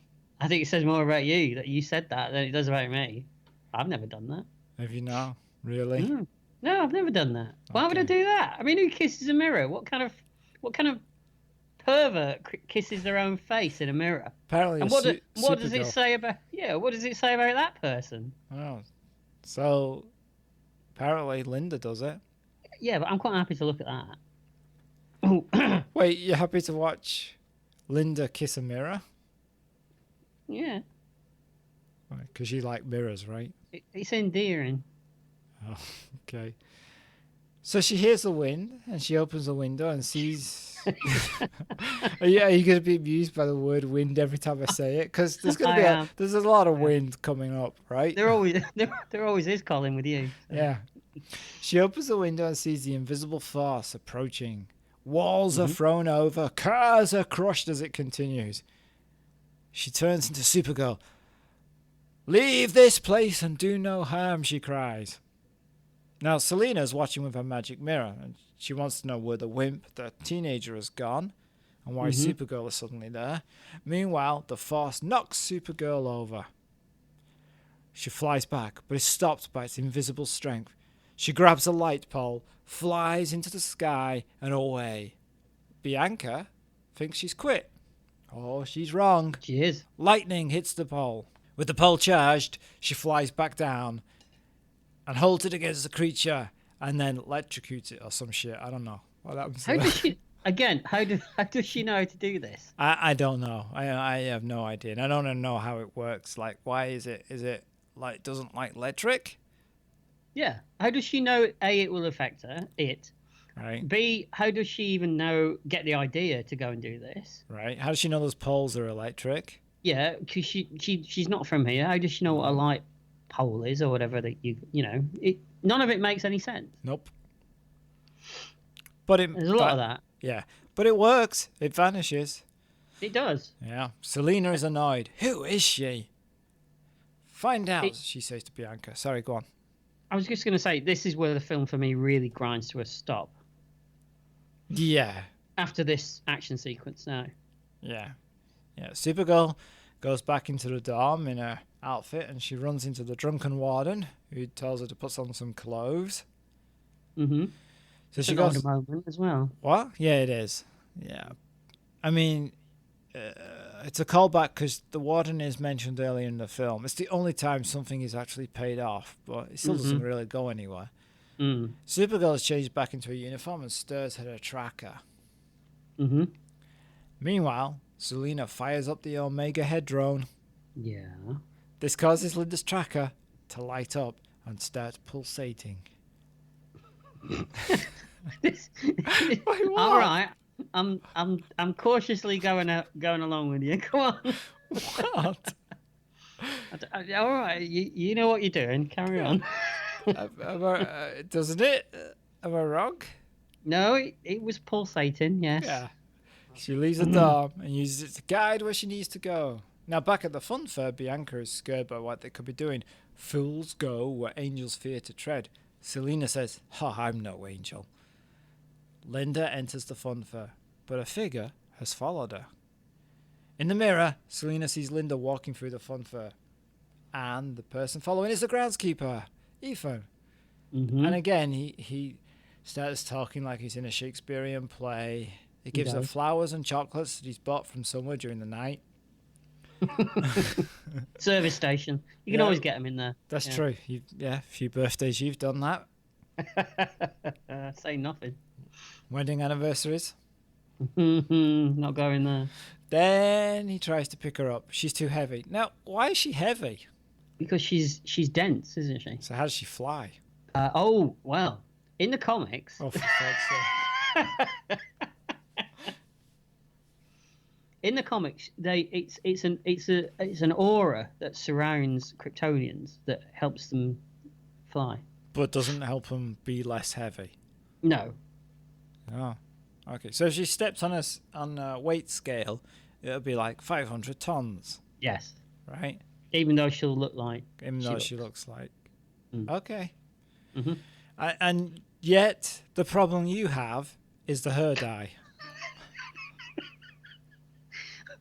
Yeah, the argument is getting pretty thin now. Yes, Okay. I agree with you. Right. Yes. So they sit in a Wurlitzer carriage, Mm-hmm. and they mess around. Ethan pretends to die, and then he asks her to marry him. Mm-hmm. As they kiss, lights come on. What? Child bride now. Well, do we know the age of Supergirl at this point? Like, Well, I mean, she says to him, "Oh, it'll never work. We're from different worlds." And I'm thinking, yeah, different decades as well. Yeah, but Kryptonians could age differently. She could be older than him. I don't think that would stand up in court. No. No. Speaks the voice of experience. What a touchy scene, says Selina. She makes the Wurlitzer spin around with just the point of a finger. When it stops, Linda has vanished. She has turned to Supergirl and lands behind Selina. Who are you? She asks. Selina answers, I am Selina, Diodanos of Catania, priestess of Seknid. I am the ultimate siren of Endor. Oh, she doesn't look like an Ewok to me. I'm sure she's furring in places. Ben, she says, you have trespassed on private property. Bianca says, she means him. Supergirl answers, I am Caro of Argo City, daughter of Allura and Zor-El, and I don't scur easily. Try this, says Selina. The Dodgems start attacking Ethan, and then she splits herself into multiple images. Which one is real? Meanwhile, Ethan tries to avoid the Dodgems. Supergirl leaps and throws metal poles surrounding Selina.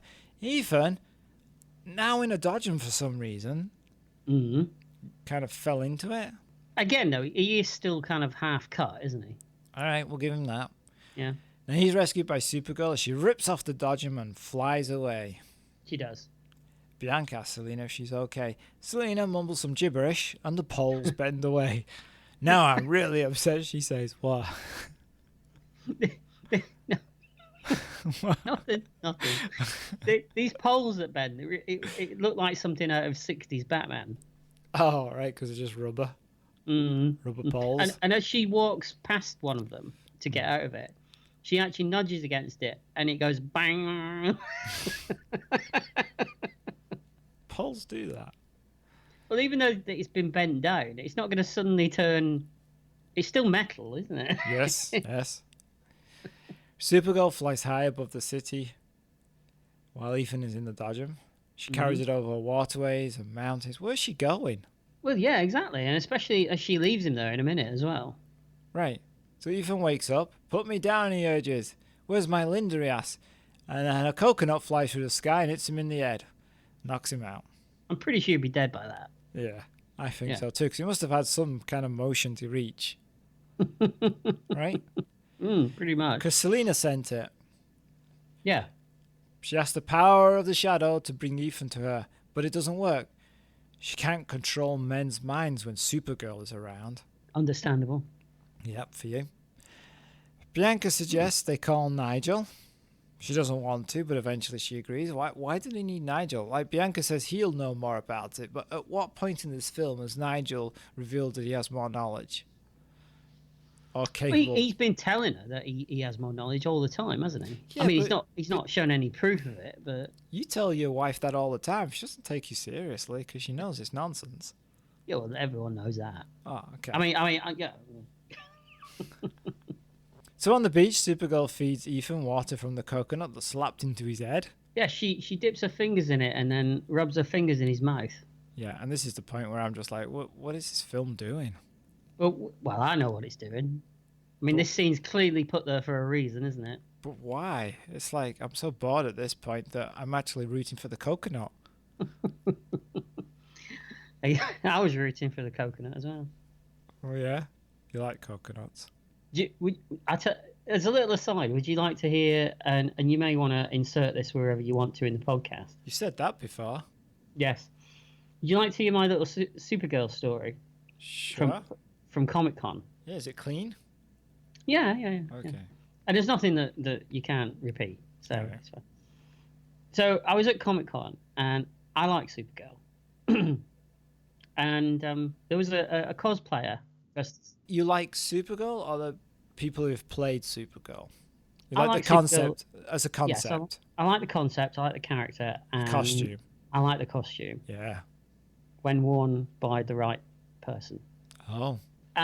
So I was at Comic-Con, and there was a cosplayer who had a very screen-accurate costume of Supergirl. And that's what you look for, right? Screen accurate? Absolutely. That's I'm what all does about it the for you. accuracy. Yeah, Yeah. it is. And I was there with my wife and my son, and I desperately wanted to have my picture taken with this cosplayer. But I thought it's a bit creepy if I just go up to her by myself and say, "Can I have a picture with you, please?" You know? Did So you? I tried to get my son involved, Yeah. but he saw right through me and wouldn't have any of it. Right. So my wife was saying, "Oh, just go up and ask her." I'm sure. I don't want to do it. I don't want to do it. I don't want to do it. And so the day went on, and then I'm standing at a stall in the dealer's room, and lo and behold, she stood right next to me, and I ran away. Oh, this is not the direction I thought this was going No, in. I ran away. You ran away. To my shame, I ran away. Oh, it's never going to get a chance again? Well, I was on my own. If I'd have had James with me, my son, I would have thrust him on her. Okay. Ah, But yes, I ran away. I never got my picture with Supergirl. but that's why she's there, to have pictures taken with people. I know. But I didn't want to come across as creepy old man, you know. Well, that's a given.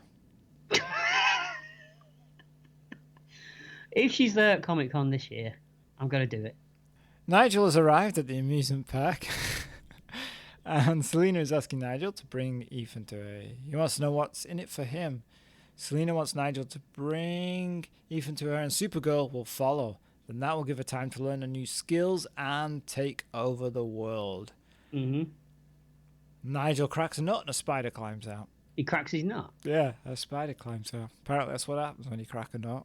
Oh, well, make sure I don't do that, because I don't like cracking a nut and I don't like spiders. That's right, you have a big fear of spiders, right? I'm nuts. No, you love nuts. I'm allergic to nuts, actually. Oh yeah, that's right. You are. Back on the beach, Ethan wakes up and finds Supergirl looking over him. Now Ethan is fixated in Linda. He's in love with her, and he says she's in big trouble, and that he loves her, and he needs to go back to her because he doesn't know that Supergirl and Linda are the same person at this point. He doesn't, because he's an idiot. Right. Although her disguise is a little better than Clark Kent's disguise. Just puts a different pattern in his hair and puts a pair of glasses on. Yeah, at least she dyes her hair. Yeah, but he messes with his aura, you see. Oh, don't want to do that. He does. That's what he does. Okay. Supergirl says she has to go, and yeah, she's going to leave Ethan in this place that he has no idea where he is. Ethan says he has to go too. Supergirl insists that Linda can take care of herself. And then at this point, she flies over Ethan, and he learns that she is a cousin of Superman.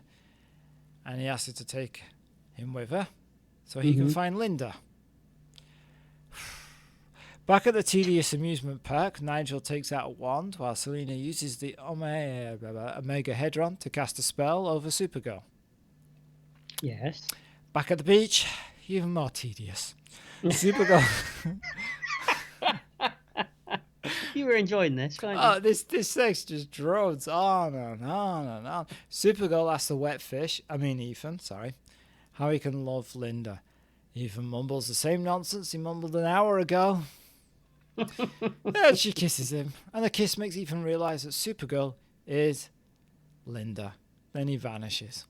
You can see why John Travolta didn't take this role, can't you? Yeah, I can. It would have done him no favours at the time. Nope. I don't think. Nope. So he's vanished, and he appears in chains on a bed in Selena's room. And apparently Nigel did it with his wand. I'm sure it's not the first time. Nope. Shake your wand at somebody and get them all chained up on a bed. Yeah. Selena offers herself to Nigel for being a genius, but she grabs the wand from him and casts a spell on him. Then, mountain with a fortress has appeared from nowhere. Reminded me of Kroll. This scene with the mountain that moves from place to place. Yes. Yeah. Reminded me of Kroll. Yes. Yeah, I can see that. Except for Kroll, there's a reason why there's a mountain. Yeah, we don't worry about reasons. Okay. Yes. Supergirl flies up it. I'm sure she does. She enters this, I guess it's kind of a castle or a castle, rather, on top of the mountain. Castle? A castle, yes. Castle. Mm-hmm. Yeah. Looking for Ethan. And she finds him chained up. But she is suddenly now imprisoned in an invisible cell, a prism. Mm-hmm. Where we've seen Prism. before. Where we've seen it before. Superman. Yeah. It's the Phantom Zone. It is. You don't want to be imprisoned in the Phantom Zone. You don't. I always liked this effect. I always thought it was a really good idea. Yeah. Selena appears and unchains Ethan with her wand and banishes Supergirl to, as we've said, the Phantom Zone. It has to be said like that. The Phantom Zone. Mm-hmm. So, Supergirl is flung through space and time and blah, blah, blah, blah. Is that the technical term? It is. That's a scientific term. All right. And then the cell shatters and she lands on a planet in the Phantom Zone. Now, this doesn't make any sense in terms of how Zod escapes in Superman 2, does it? Can you explain? Because I can't really remember. Well, in Superman 2, the Zod and his two companions are flying around in space, stuck in this prism, aren't they? Right. And then Superman accidentally, by flinging the rocket that he's, the nuclear bomb that he saves Paris from exploding. Yeah.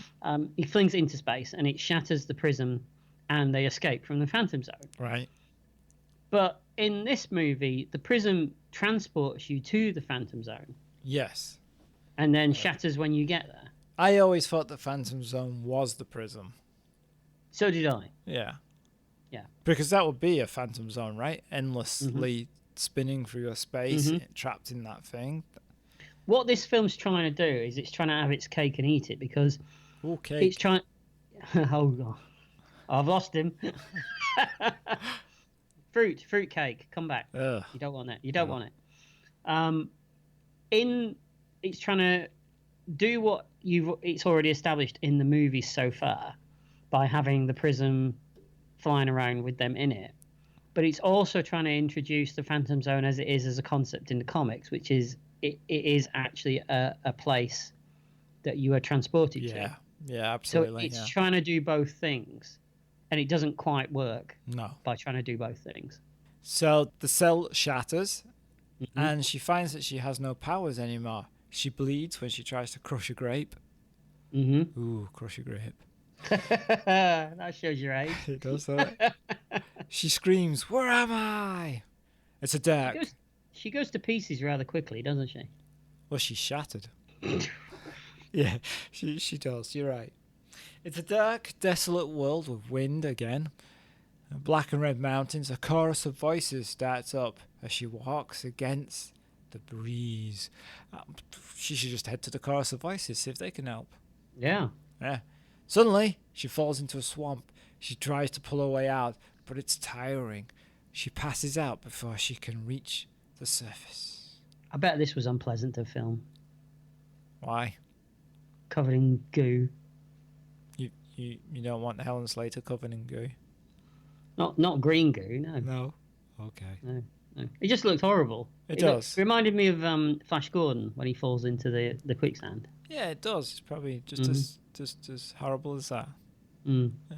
I'm glad you're concerned about the actors. I'm always concerned about the actors. Are you? No. Oh, I don't think so. Back at the town, Selena is riding through it like a queen. Cavalcade. Lucy and others are protesting against them. Lucy says, "You think you can make people disappear like my friend Linda?" And then she starts to tell them that it happened when the mountain appeared. And Bianca and Selena now put two together that Linda is Supergirl. Because Linda disappeared at the same time as Supergirl appeared. She's seems to be the only one who has put two and two together. Right, yeah, no one else has a clue. Nobody seems to care where Linda is. Nope. Lucy doesn't seem to care. Jimmy doesn't give a shit. Nobody cares. Nope. No. In fairness, though, they only just met her. That's how it works. Yeah, it's only been a day. You know. Oh, we've lost one. Never mind. Never mind. We're always doing that. We usually blame Ethan. Yes. It's funny. They go off with Ethan. They don't seem to come back. No. Strange. Should look into that one day. And he's planting a new tree. Yeah, right. He's digging a new flower bed. Yeah. Somebody rescues Supergirl from the swamp and she wakes in a cave. She sees a skeleton and then her hand reaches out to her. It's Zoltar! It is. He's found a girl in a puddle. Yeah? I bet he can't believe his luck. That's true, because he thought he was going to be alone all this time, and Yeah. And he's like, oh, no, it's my cousin. Oh, well. yeah. Swings and roundabouts. Needs must. Yeah. Mm-hmm. Must needs. Must needs, yeah. He reveals that she is in the Phantom Zone. He says he's been there forever, which is a bit of an exaggeration, as he's only been there an hour. But, you know, with this film, probably does feel like forever. Yeah. Time moves differently in the Phantom Zone and in this film. Yes, this film is the Phantom Zone. It is. Back at the fortress, Selena makes Jimmy, Nigel, and Lucy appear in cages hanging from the ceiling. Mm-hmm. What are they for? Asks Bianca. Insurance, replies Selena. I like a cage hanging from the ceiling in a film. Oh, I'm glad you added in the film. Oh, yes. It was just a personal lifestyle choice. Yeah, I'll take them down before you visit, don't worry. Good, glad about that. Now in the Phantom Zone, Zoltar has given up, which makes Supergirl angry. She finds a carving of a horse that he's made, which kind of shows he hasn't given up. He's just, BS. But she asks him what it is. Yes, she's seen horses. She flew over some earlier in the movie. That's right. Well, maybe he's just really bad at carving. Mm-hmm. Now, you haven't mentioned his preoccupation with offering to give her a quick squirt all the time. Yeah, which it's some kind of food thing, and he keeps saying it. And at some point, I was like, okay, this is gonna be important. This is something, but it doesn't, right? It just stops. I got the impression it's not food. It's more like booze. Oh, and that's why he's off his face, basically, isn't he? And he's gonna get her drunk. Oh. This movie just took a dark turn, didn't it? It did, yeah. According to you. Well, he's Peter O'Toole. He's acting even more pissed than he was at the beginning of the movie, isn't he? So he's been in a cave just drinking this juice all the time. He's Squirt, yes. Yeah. All right. So he tells her there is no way out of here. Mm-hmm. There's always a way out if there's a way in, she says. And then he says there is, but it's impossible. So now he's gone from there is no way out, but there is a way out, but it's impossible. He does. He turns on a dime, doesn't he? He's like. Also, which is it? It's impossible or not impossible? Depends on the moment you ask. That's true, because then Zoltar says he could do it. So it's not impossible.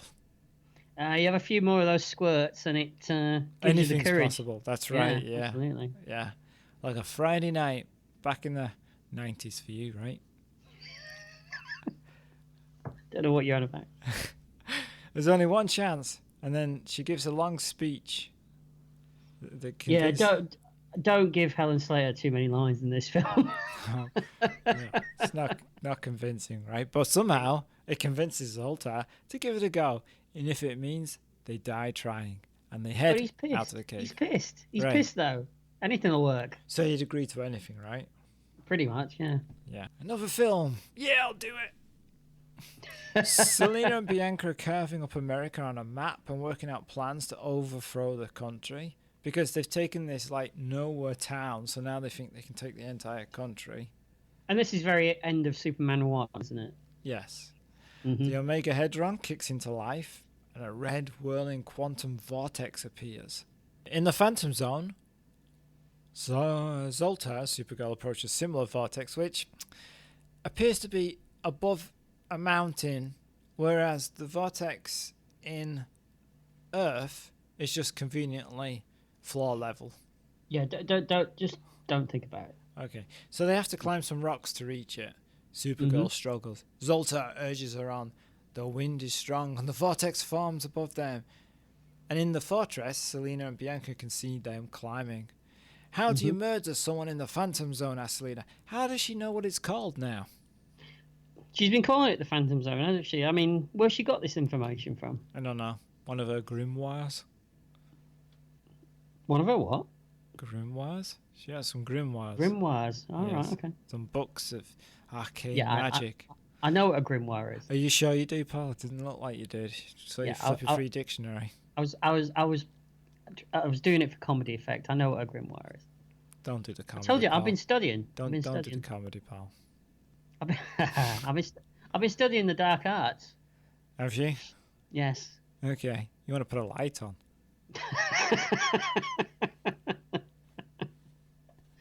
Yeah, the bulb's gone. Oh, okay. That's why. Okay. So she looks through her books and finds something that could be useful to her. In the zone, fireballs soar through the opening, knocking Zoltar back, but he manages to clamber on. Selena continues to try and find a way to stop them from climbing and getting through the vortex entrance. And she finds a spell to summon a demon storm. Oh, no. Yeah, good heavy metal band. Yes. Are we going to do that joke again now? Yeah, I've done it for a while. Now, do you think that Peter O'Toole's enjoying crawling all over Helen Slater in this scene? Possibly. I wouldn't like to say. Speak for Peter O'Toole in any derogatory manner, like you would. I asked a question. I didn't say he was. Oh, I don't know. Maybe. Would you? We'd have to ask Ellen Slater, wouldn't we? Well, how would she know whether Peter O'Toole enjoyed it or not? I think she'd have got a sense. Oh, really? Yeah. Yeah. Okay. Zoltar pushes Supergirl up. What? But he can't make it. Come on, screams Supergirl. I'm with you, says Zoltar. Then sees a demon storm coming towards him. I am with you, he says, as the storm sends him flying away. Supergirl, magically regaining some strength, soars through the vortex and lands in the fortress. How did she do Lucky. that then? Yeah. 2 minutes ago, she was scared shitless, wasn't she? Yeah, 1 minute ago, she couldn't even lift herself up. Mm.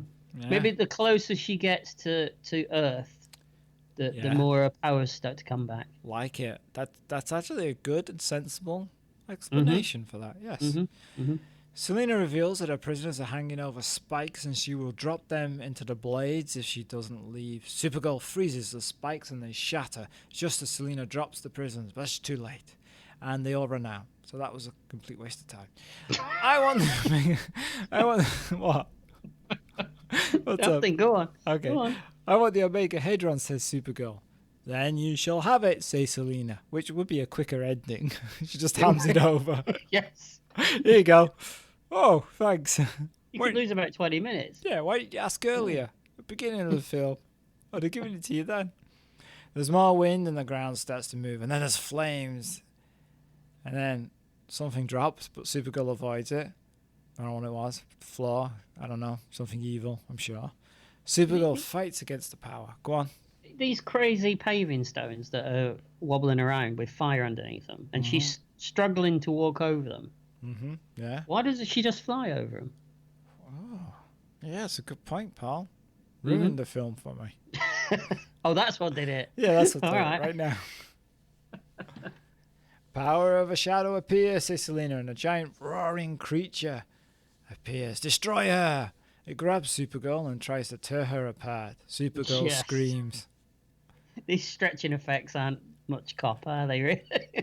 No, I didn't really know what it was doing at first, and I was like, oh, is he supposed to be trying to pull her apart, or is it what? It looks like she's been reflected in one of those funhouse mirrors that make you look all tall and thin, and It looks like a 1980s Top of the Pops it does. video it does. And effect. this monster as well, it's a bit of a mistake, isn't it? Yeah, because there's not been monsters in it before.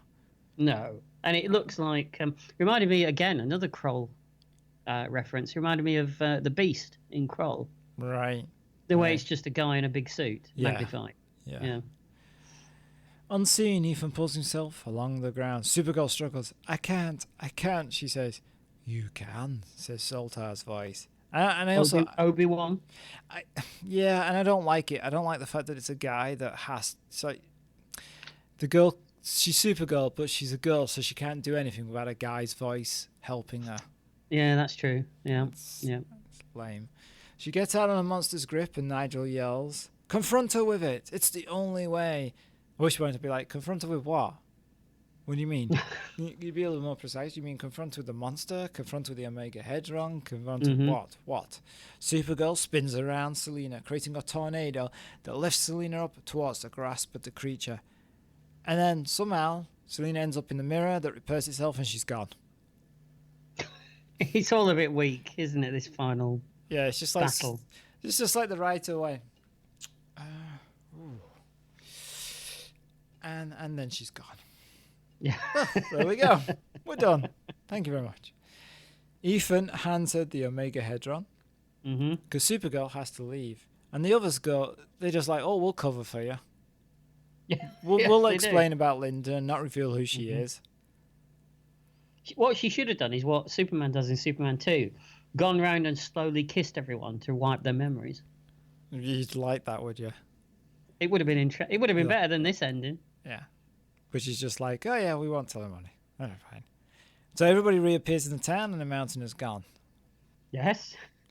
Supergirl flies away. "Goodbye, Linda," says Ethan, and she flies away the Omega Hedron, returns to her planet, and brings it back to life. Film ends.